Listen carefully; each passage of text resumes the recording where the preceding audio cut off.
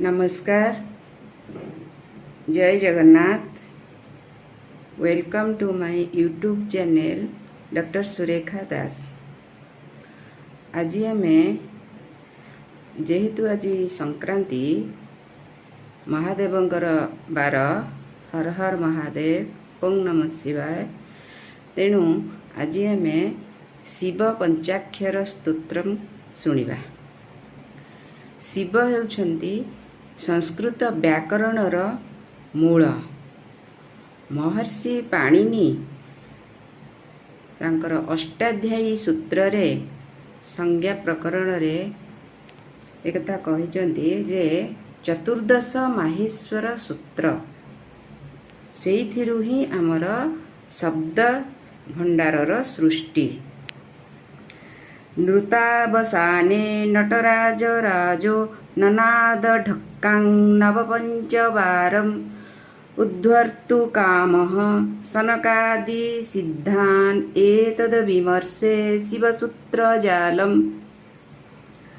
अर्थात पाणिनीय शिक्षारे अक्षर समाम्नाय बा 14टी सूत्र माहेश्वरंक ठारू महर्षि पाणिनि लाभ करिथिले बोली अछि।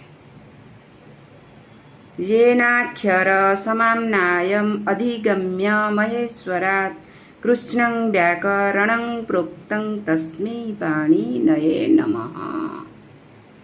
सेही महर्षि पाणिनि को नमस्कार करुछि।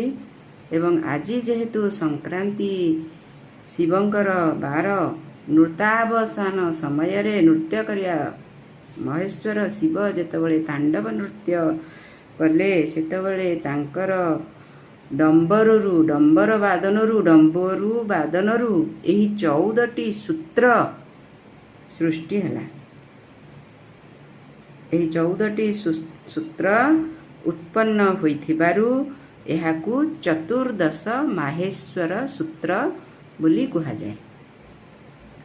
तेणु से शिव हेउचंती प्रथम प्रवक्ता संस्कृत व्याकरणर। तेणु आज एही महेश्वरंकर भगवान शिवंकर शिव पंचाक्षर स्तोत्र गान करिबा शुणिबा मध्य। शिव पंचाक्षर स्तोत्रम नागेन्द्रहाराय त्रिलोचनाय भस्मांगरागाय महेश्वराय